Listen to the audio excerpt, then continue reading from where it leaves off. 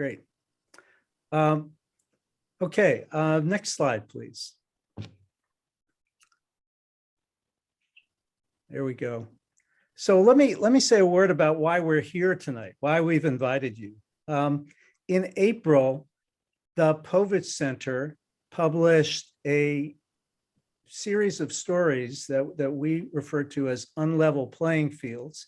It was an investigation into, and it consisted of stories and videos about Title IX and high school sports. And it was really a major undertaking. It lasted 4 months, 4 months of reporting and writing. There were 17 students, 17 journalism students who worked on the project. And I would say conservatively that we interviewed more than 100 people. We learned a lot during that process, as you can imagine. And I want to share with you a couple of the takeaways from that reporting that I think are particularly important tonight. Here are three. Number one, Title IX and high school sports is an underreported story. There are very few reporters, journalists who are reporting for a living, professional journalists who are looking at this issue. So we learned that there's a real opportunity to write about issues that really aren't being covered well and that people do not understand well. Number two, many and perhaps most high schools are not in compliance with Title IX. They're not living up to the federal law and the provisions of that law. And the reason we know that is because many of the advocates and experts that we spoke to in the reporting told us that, because in their conversations with high school officials and lawyers who are looking at this, it's clear that most high schools are not in compliance, number two. Number three, and this is very important, parents and high school students know nothing at all. Most know nothing at all about Title IX. And the way we know this is we did a national poll. We commissioned a polling company to ask more than 1,000 parents and students about Title IX and sports. And we learned from that polling that most people don't know anything about it. So again, another opportunity to write about an important issue and to educate people who really are affected by Title IX and the provisions of Title IX. Okay, next slide. So that's why we're here tonight, because we believe that you are in a unique position as a high school journalist to report on these issues. Again, remember, very little reporting being done. Parents and students who might be in a position to report on violations, to bring violations to the attention of school officials, are not doing it because they don't know anything about Title IX or enough. But you can. And that's why we're here tonight, because we want to inform you and encourage you to be active and to be the reporters who really pursue these stories. So with that, I'm going to take a back seat and I'm going to turn things over to Elizabeth, who is one of the country's leading experts on Title IX and sports. And she is going to walk us through what exactly Title IX is and what it requires. Thanks, Mark. And Shannon, did you want me to share my screen? I can't remember what we decided on that. Sure. And then I have the links if you want me to pull those up. You know. Yes, let me just get my slideshow lined up here.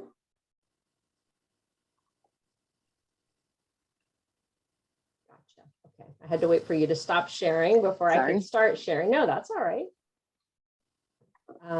Okay, so part of what I wanted to talk about is not only is Title IX celebrating its 50th anniversary, not only do people not know about it, not only are the violations rampant, but it's really important. And I think sometimes we forget, we think about sports as fun and games, which of course it is, but we also think about it and should think about it as dollars and cents. And we should think about it as an important pathway towards better health, better educational outcomes, and better employment outcomes for women and girls. And so the health outcomes, I think, are what seems most intuitive to people, that girls and females with higher physical activity are less likely to get certain kinds of cancer, have lower rates of depression, but there's a whole host of health benefits that come from participating in sports. There's also academic links. And so young women who participate in sports have higher grades, have higher graduation rates, more likely to go to college. And so these are really important outcomes. But my favorite point is that there are real employment and labor force benefits. And so women who play sports in high school can earn 7% higher wages later in life. So this is really important. This is not just a mere activity that, you know, we shouldn't really care about it because when you graduate from high school, you know, who cares about whether you played sports? No, this really carries with you the entire rest of your life. And I know that's certainly been my experience as someone who participated in sports because of Title IX when I was in junior high and even grade school and high school as well. So Title IX has been around for a long time. Before Title IX was passed, there were about 300,000 girls who participated in high school sports. That number is now around 3 million, but it's still just about where boys' participation rates were in 1972 when Title IX was passed. So you can see there's been tremendous progress, but we still do not have equity. And so even though girls are about half of students nationally, they're only about 42% of high school athletes. So they're not getting the same opportunities to participate in sports. So Title IX is a really simple law. It's 37 words, and it basically says if you have an educational program that receives federal funding, you cannot discriminate on the basis of sex. The way that this has been built out in the athletics component, Title IX covers a lot of things because of Title IX. You know, my law school class was 50% women, which was not the case when my mom went to law school in 1972. But basically Title IX, the athletics piece, has 3 parts that we look at, and we'll talk more about all of these to make sure that you all have a good understanding of them if you decide to report on these issues. But the first is equal participation opportunities, and this is making sure that there's parity in the athletics program between boys and girls compared to what their enrollment is in the school. So Title IX's general philosophy is you have 50% girls enrolled at the school, there should be 50% of girls playing sports. There's a few exceptions to that, but that's the basic rule. You're also supposed to be providing equal treatment and benefits. So what this means is all of the things that you get when you play sports, all of those things should be fair and equal as between boys and girls. So this is things like facilities, locker rooms, publicity and promotion, coaching, uniforms, equipment, weight room access, all of those various things that you can think of that you might need when you were an athlete playing sports in school. And finally, Title IX has a very strong anti-retaliation provision. And what this says is that if you speak up and you complain about gender inequity in your school, you should not have anything bad happen to you.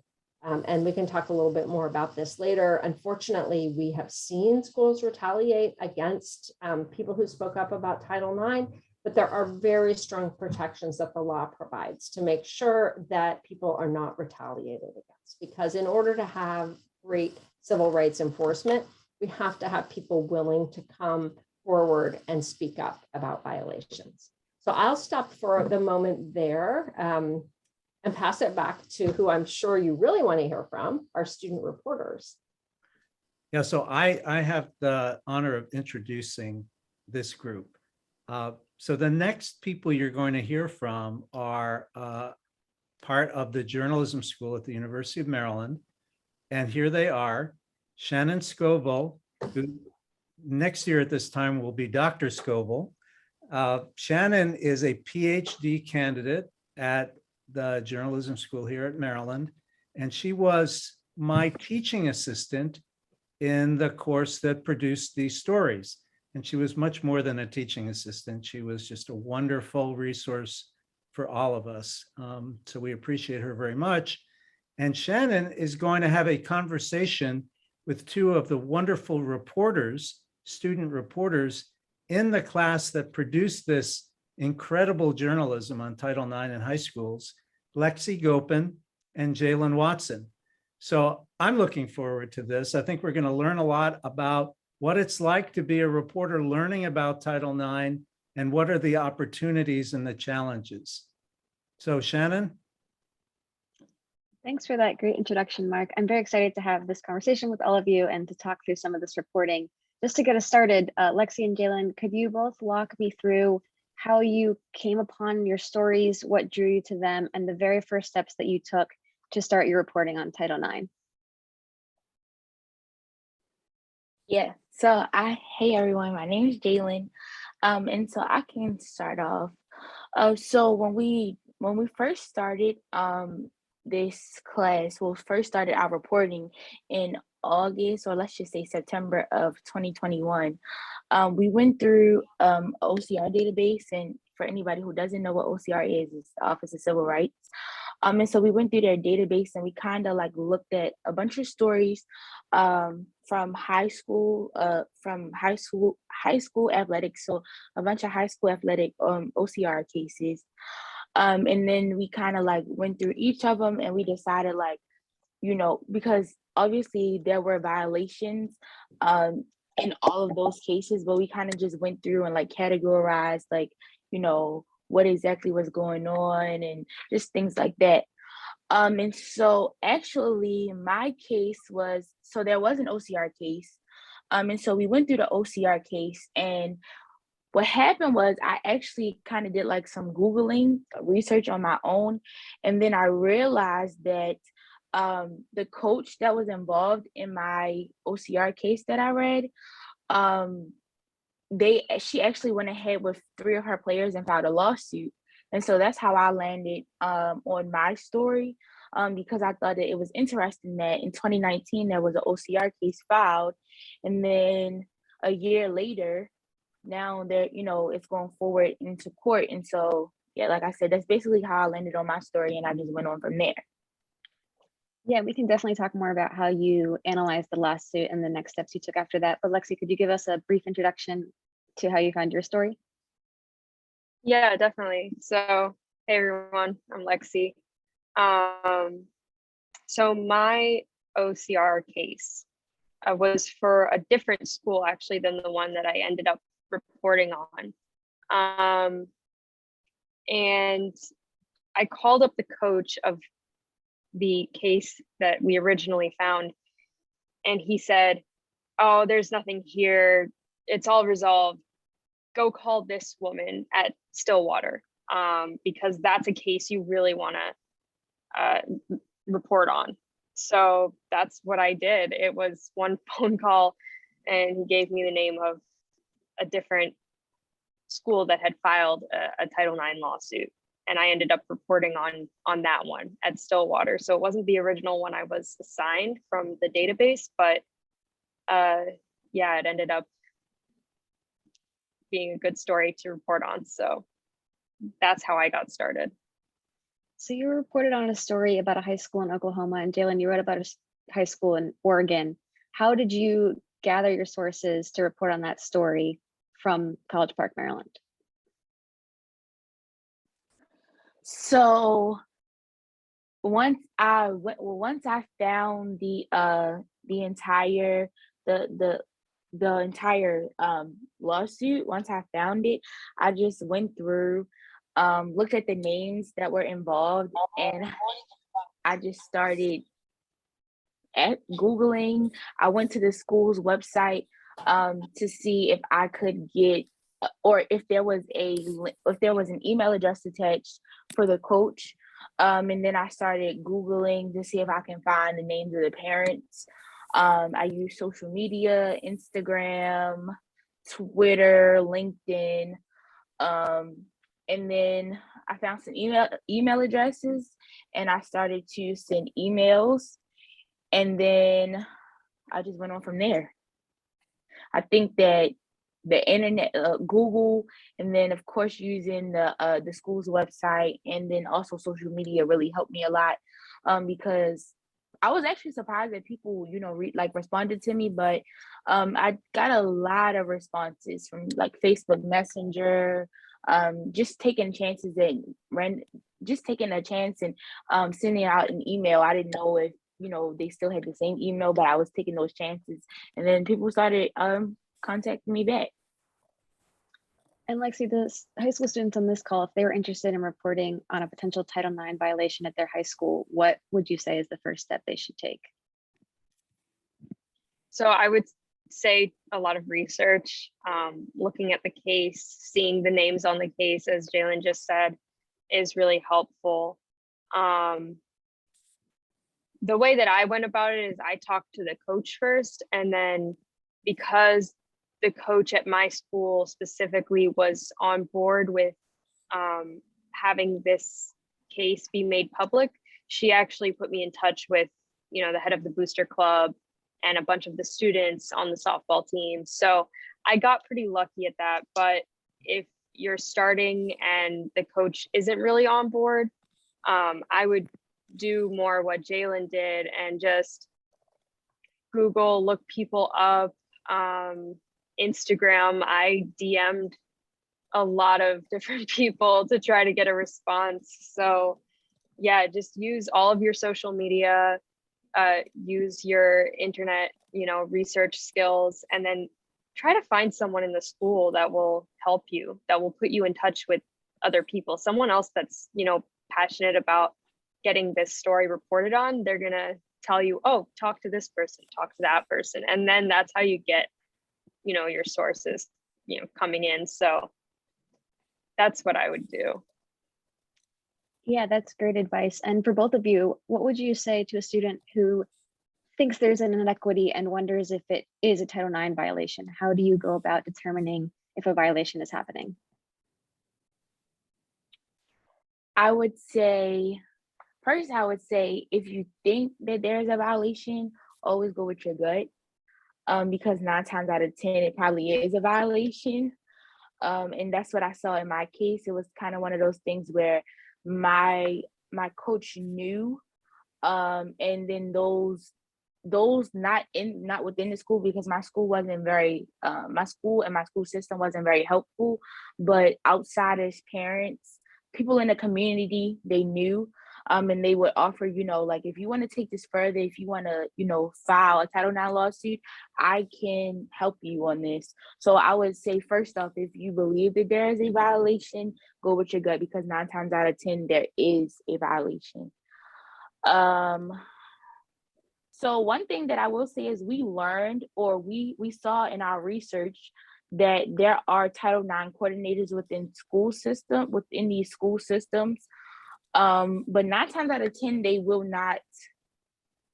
won't necessarily be looking for what kind of violations may be in, what kind of violations may be going on within high school sports. So I would say the best thing I would say, because this is something that I talked about with my coach and my story. So she ultimately she thought this was something that was, she knew that this was something that was going on. And so for, like I said, the first step she took was file a complaint within the Office of Civil Rights. You'll find early on that Office of Civil Rights may move their feet on trying to get things going. So if necessary, I would take it the next step and speak with a lawyer, speak with somebody who knows about the Title IX laws, and then kind of like get their opinion, and then go from there is what I would say. Lexi, anything to add? Yeah, just adding on to that, I would say if you think you found a violation, one, document everything. Yeah, just take pictures, write stuff down. 2, do your research. So we did a lot of research on what a Title IX violation looks like. doing that research really helps if you think you've found a violation, and then talk to people, talk to experts, talk to other people at the school, see if they've noticed the same things that you've noticed. And yeah, I think that's the best way to go about documenting something if you think you found a violation. Yeah, speaking of pictures, what kinds of images and what would a Title IX violation visually look like? And can you give any examples from your reporting? So yes, I can talk. So when there were a few articles that were written about my schools, about the issues that my school was having, or the issues that the softball team at my school was having. I looked at a school called Grant High School in Portland, Oregon, and basically just a little bit of background about what was going on there. So they had a multi-million-dollar renovation plan set in stone, which included a baseball diamond, and it was going to include a softball diamond. So the softball team for years had been playing up the street at a local park, and so the park was open to the public, so they were seeing all types of things. They were seeing needles on the ground. They didn't have any bathrooms. They used porta potties. The surface wasn't even. It was barely like a field. They had to do a lot of preparing the ground, especially when the ground was saturated from the rain. And so I was able to see I saw images, and then of course I read about it, and then there was a actual story that was done right after the school's renovation finished, and that's where I saw like an actual video of what the baseball field looked like compared to the softball field. And so after seeing these images and these videos, I finally was able to talk to my coach, and then even though she didn't send me any like physical pictures, she did a good job describing what exactly it looked like. So I had an image in my head of, wow, I even, without seeing it, I know that there's a difference and here's a problem. Lexi, what about you? Yeah, so I got a whole Dropbox file from my source with images of the softball field. And one of the complaints was that the facilities just weren't as good as the boys' facilities. So something that she sent me a picture of was holes on the grass in the softball field. And she said to me that girls would have injuries because they would trip in the grass because it's not well kept. And sometimes ground balls would bounce off of the grass and hit them, and that could cause a concussion. So it wasn't a very safe facility. And then right next door, there was this huge baseball facility that looked, semi-professional. And then something else that I got a picture of was there was a concession stand, but it was filled with dirt and what appeared to be mold, and it was just really gross looking in the image. And those are images that if you get your hands on can be really helpful when you're making your case or writing about it, because it's really just in your face. This is what's going on. She sent me pictures of the sidewalk leading up to the softball field, which was broken down with cracks, and there was a problem with ADA compliance because of the bleachers, which she also sent me, and they also didn't have ice on hand, which is extremely important when you're playing sports. So they used to have to walk to the baseball field if a girl got injured during a game and get the ice from there, because there was ice readily available at the baseball field and there was no ice at the softball field. So those are just some very blatant violations in terms of treatment and benefits. So, you could see it. She sent me screenshots of email exchanges that proved that this was happening. So those are other types of media that you could maybe receive.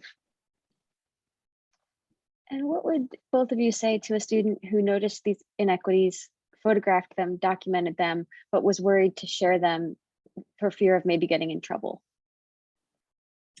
Well, the first thing I would say is you shouldn't feel like that. Even though people do feel like that, nobody should make you feel like you shouldn't be able to speak up if you believe that there is, there is an inequity that you may not be treated like like your counterparts. But if you do feel as though that you may face some retaliation, or you may be a little nervous of what somebody may say to you, I will always say, talk to your parents.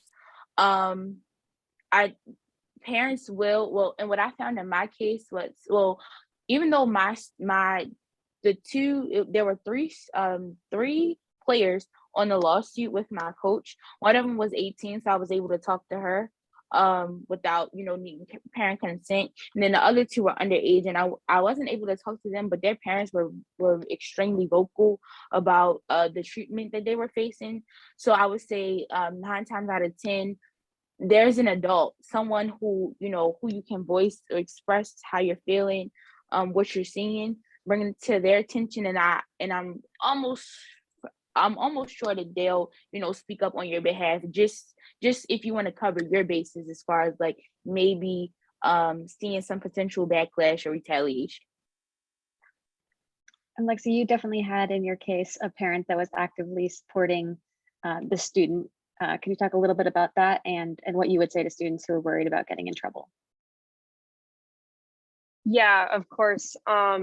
And that was a concern of my source. That was a huge concern because she was, applying to colleges and she didn't want anything to mess that up, which is completely understandable. And what happened there is that she did have a parent that was very vocal for her on her behalf. But she did have to speak up to that parent. She had to say, this is what's going on. And just a little anecdote, if anyone's feeling nervous about saying something about a Title IX violation, the number one fear of this source was that, a college wouldn't accept her, especially in a sports program, if she spoke up.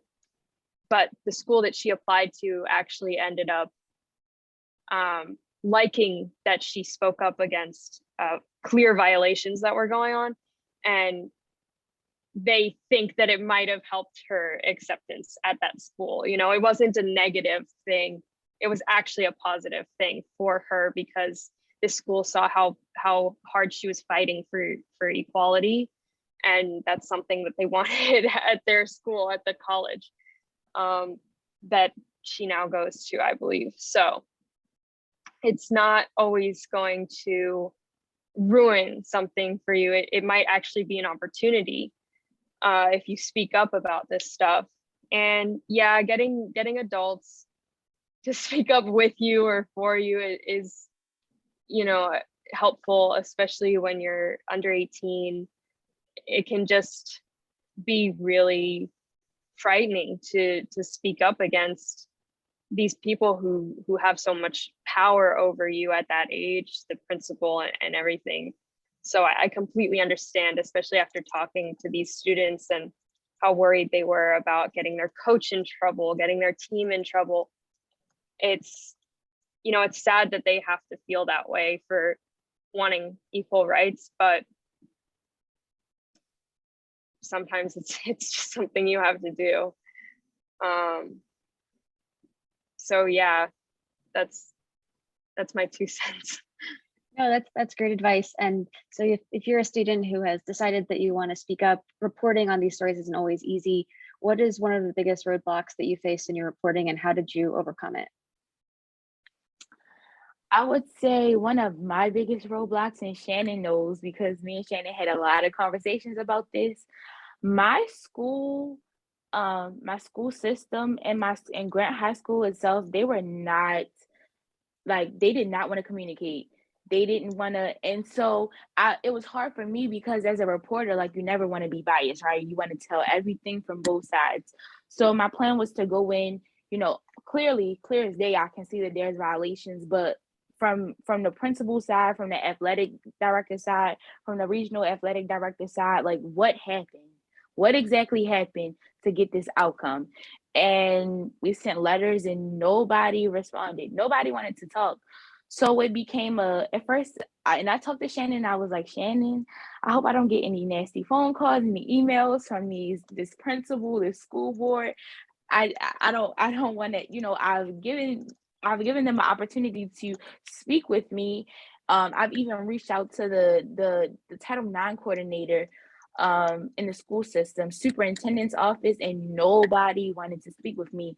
And it was just, it was kind of weird to me, because you would think that these are some serious allegations that one faces. This isn't, and then of course with the 50th anniversary, like this is something that will only get bigger over time. So you would think that they would want to speak to, what they think may have went wrong, or how they were planning to, right their wrongs. And it just wasn't the case. So it became a situation where me and Shannon were like, okay, you gave them their chance to speak. They don't want to speak. So now you have to tell literally everything that you know. And then if they, if they get backlash behind it, then that's on them. That's something that you can't worry about. And so I think that was probably one of the most difficult, if not the most difficult thing that I had to face while doing my reporting. Lexi, what about you? I have a very similar situation that I faced, in that the school did not want to speak with me. I called and sent maybe about 15 emails to the same person, and like thousands of phone calls. And they kept saying, oh, I'm going to set up an interview for you. And then 3 months went by and I hadn't heard anything. So finally, one day I was sitting in Mark's office, and together we crafted an email that literally laid out every violation that I had found. And I think I even put links to show the proof of the violation. And somehow we said that, this is going to get published, and what do you have to say about this? And finally, we got an email response, not even a phone call, but an email response where they said some, official statements. And that was enough to have that other side of the story, because Jalen's right. You never want to just, show one side of the story as a reporter. So we really needed that email response. A phone call might have been nicer, but that's asking a lot. But yeah, it took a lot of work and maybe an hour of crafting how to say the exact words that would make them talk. So that was the biggest roadblock for me. Having gone through all of these roadblocks and the challenges and the 4-month process, what was the biggest thing that you learned, the most important thing that you learned about Title IX and high schools through this project? What I will say is, so of course, we were all like, of course, we've all had those conversations about just like the differences in sports, in, women's sports and men's sports. Like this is an ongoing conversation, right? And then in the 2021 March Madness tournament, you saw the ordeal with the men's weight room compared to the women's weight room, and then the food options and things of that nature. And so it was always something that I was interested in. Obviously, I didn't know going into the class or starting the process that we were going to be looking at high school sports. So the one thing I will say is I didn't realize how much of inequities you saw in high school. Like we looked at a lot of cases, and I didn't realize there were that many inequities within high school sports. And then I also realized, like, it didn't feel like I was just doing this to just get along, or I was just doing this to get a grade. Like this is something that I became really passionate about. I took very seriously, and it ultimately made me want to change my career path. And so like I told Mark and like I told Shannon, like this is something that I believe that our work, what we published, is just the beginning. I feel like we're going to start a lot of conversations, and there should be, some change. And I don't think that we should stop here. I think this is something that needs to continue to be looked at. There are more schools who need a student reporter to reach out, just like Lexi and I did, and bring their story to light, let people know what's going on. So I will say that going through this whole entire process, like, it was stressful, but it was well worth it. And it definitely made me see exactly what I want to do and where I want to go and what I want to continue to do. That was great. Lexi, is there anything you'd like to add? Yeah, I think I definitely learned that high schools need reporters. They need people talking about this, because this whole project made me reflect on when I was in high school. And it was a well-known fact that nobody went to girls' sports games. They just weren't as well attended as the football games or even the baseball games. And people just didn't show up for girls' teams. And that was just the way it was. And when I didn't realize that it's specifically because they don't get the attention they deserve. They don't get the fancy uniforms or the fancy field. And those are things that they are entitled to and they're not receiving. And that is why you have this inequity that I noticed in high school, but I had no idea why it was happening. So now, we're starting to make people aware, like, this is why nobody goes to, the girls' sports events. This is why, because they're not getting, the attention in the school. They're not announcing them when they win. They're not, updating their fields and uniforms and stuff. So I think the biggest thing I learned is that people really need to be talking about this, especially in high schools, because those people will then graduate and go to colleges well aware of Title IX, and that could just help on every single level. So yeah, just starting a conversation among high school students is probably just the most helpful thing you can do if you want to fight for equity in high school sports. Definitely. And we have some resources that we can share with all of you. But right now I'd like to turn it back over to Mark Hyman for a few more questions and the last little bit of the presentation. Great. Thank you for leading that conversation, Shannon. That was really great. So I just wanted to mention that in addition to the University of Maryland group on this call, we are very lucky and flattered to have several of the Title IX advocates that were important sources for us who have also joined us. In addition to Elizabeth, Peg Pennepacker, and Kim Turner, who are amazing resources about Title IX. And I was thinking that we should bring them into the conversation and we should talk about high school journalists and what they can look for, how they can do their own reporting and learn whether their schools are in compliance or not. So, I'm going to invite Peg and Elizabeth and Kim to talk to us about what would be, you think, a good constructive first step for a high school journalist who's just curious about whether their high school might be out of compliance with Title IX. Well, thanks, Mark. I'll get started and give Kim and Peg a chance to collect their thoughts since we're calling on them cold. I think that the most glaring issues that you can see quite easily at your schools are usually softball, baseball disparities. And that's because those fields are usually so similar on some level, and then you'll see just grave differences. And so that's, I think, a great place to start.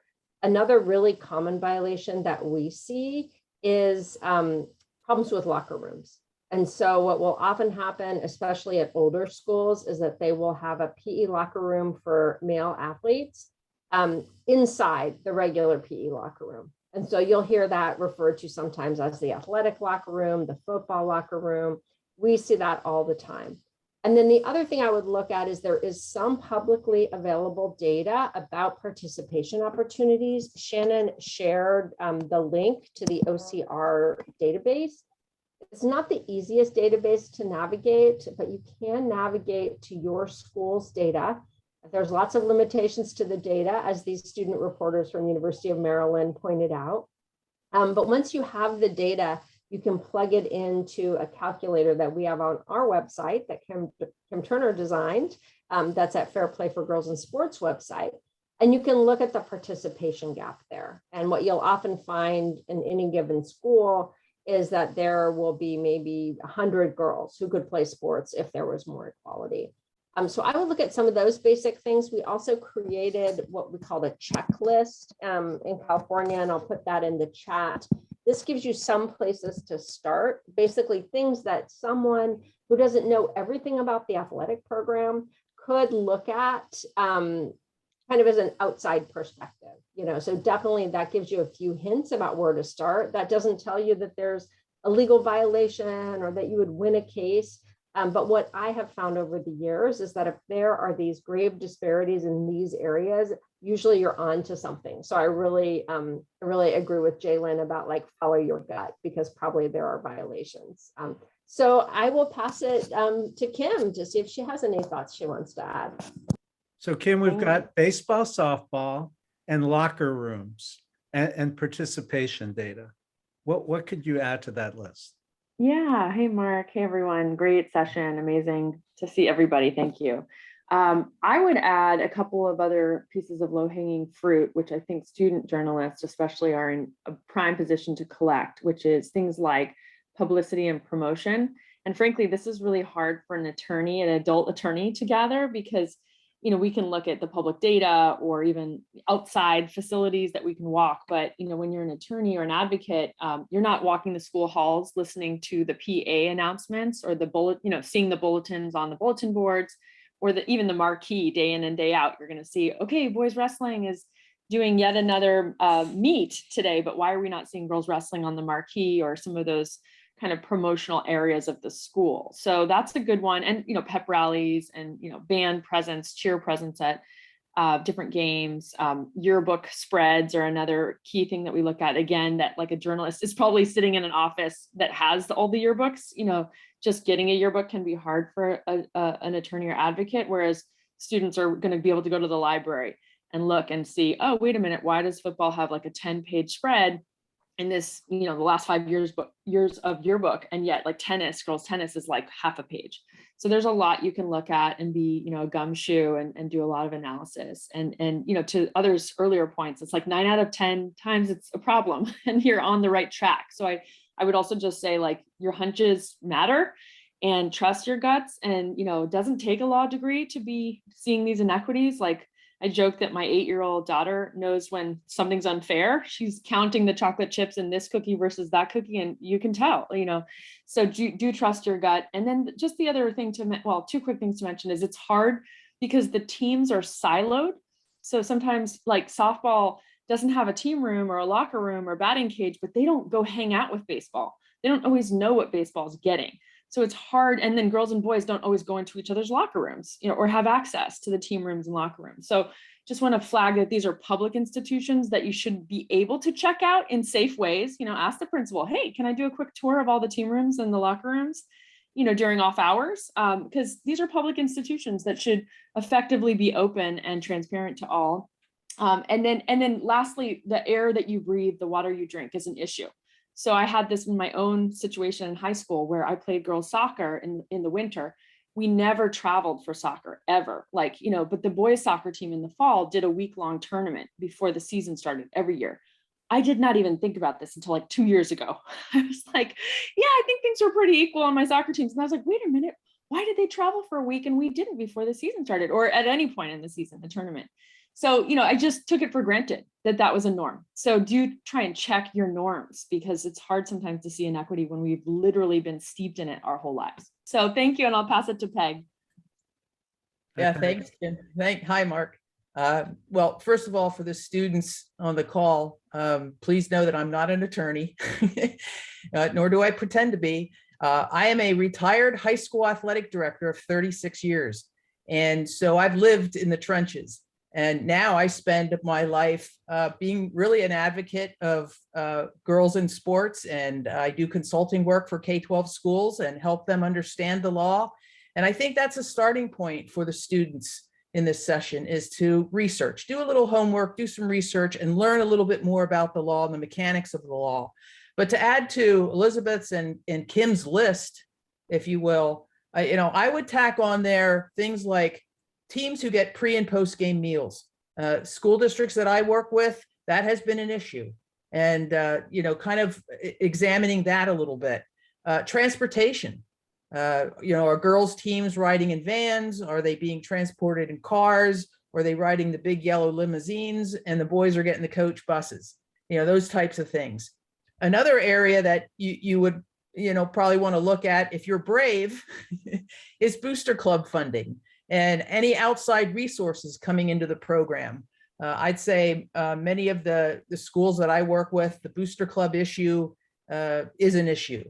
And to tack on to what Kim was saying about facilities, I would also throw in there examining scheduling of the weight room and the conditioning room or the fitness centers, whatever you have in your school, and really getting an understanding of what those schedules look like. Are girls able to have access to those facilities on an equitable basis, the same as boys? And is there a schedule for weight room use? And whoever's doing the schedule, are they scheduling the girls in there with the football team, which is not a great thing to do because we've got to be sensitive to the needs of our female student athletes. And that's a little bit different when it comes to the weight room. Another thing you can look at too is how the athletic trainers in your school are assigned and whether or not your student athletes have equitable access to the athletic training services in your school. Because I come across that a lot as well with the school districts that I work with. But, I'm sad to say as a former athletic director that going to your school's athletic director may not always be helpful. And, that's kind of the mantra of the high school athletic director because on one hand, the turnover rate of high school athletic directors is relatively high. There's no certification required to be a high school athletic director. Anyone can be one. For some reason across the country, there are many school districts that feel that the football coach should be the athletic director because why not? They're the football coach, so, I strongly advocate for schools to really do a comprehensive search when they're hiring an athletic director and really look at, across the board for the qualities that are needed to be a good athletic director. I continue my work with the NIAAA, which is the National Interscholastic Athletic Administrators Association. I suggest you go to their website. It's niaaa.org.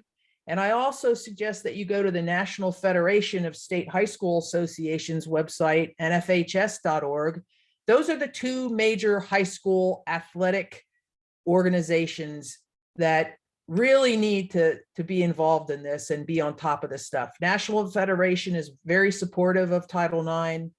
The NIAAA, which oversees the athletic directors in high schools, but not all high school athletic directors are members of the NIAAA and unfortunately don't have access to their resources, which includes training of athletic directors. So, it's kind of a web and you really kind of have to dig deep, but I would strongly encourage you to try to have those conversations with your athletic director. One other thing about the National Federation is they have free courses. It's NFHS Learn. They have free courses that anyone can take, and they do have a Title IX course that you might be interested in taking. Go online, you create an account, you take the course. It'll take you about 30 minutes. It's a very basic Title IX athletics kind of Cliff Notes version of how the mechanics work, but that might help you as well in terms of researching information about how the law works. That's my 2 cents, Mark. Mark, you muted. Oh, you're still on mute. I'm sorry.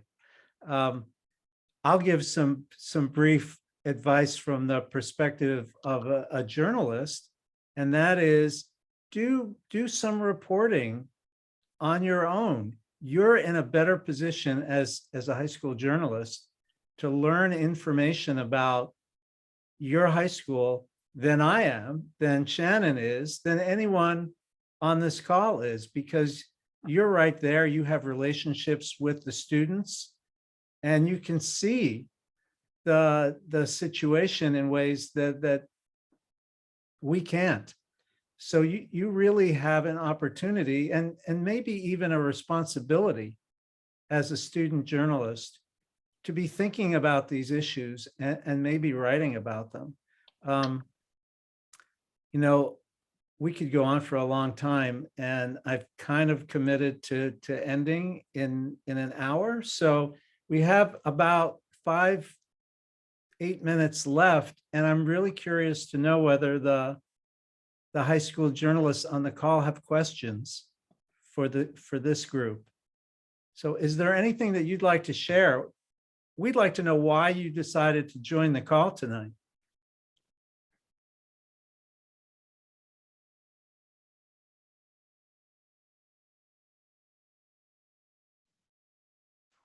Well, hi, I'm Kara. I'm from Mississippi, and I aspire to be a sports journalist. So I just want to learn a bit more about what Title IX is and how I can help people at my school who have complaints. That if there is a situation, which I don't think there is, but just to help, like when I go to college, to see if there is a complaint, to be able to write about it and help others.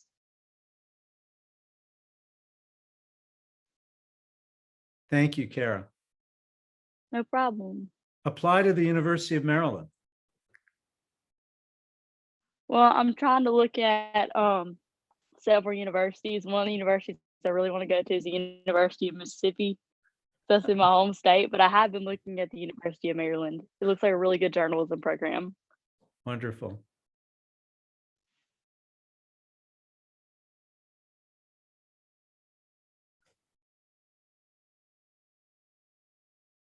Okay, well, before we end, Shannon, can you point out and speak a little bit about the resources that we're sharing on this slide? Yes, definitely. And I can share these slides as well, if anybody's interested in going back and looking at them. So I have 4 resources on here, and they're of course more than just the ones in the slide, but the first one is a link to our Unlevel Playing Fields project, where you can see all 12 stories that we published, along with our motion graphic and the Wall of Faces feature that we did, where we asked 50 plus women the most important lesson they learned playing high school sports. So you can click through those videos and watch these women share their high school sports lessons and talk a little bit about Title IX. And I've also included a link to Legal Aid at Work. If you're interested in learning more from this resource, there's tons of things on this website, of course, that will help you answer almost all of your questions.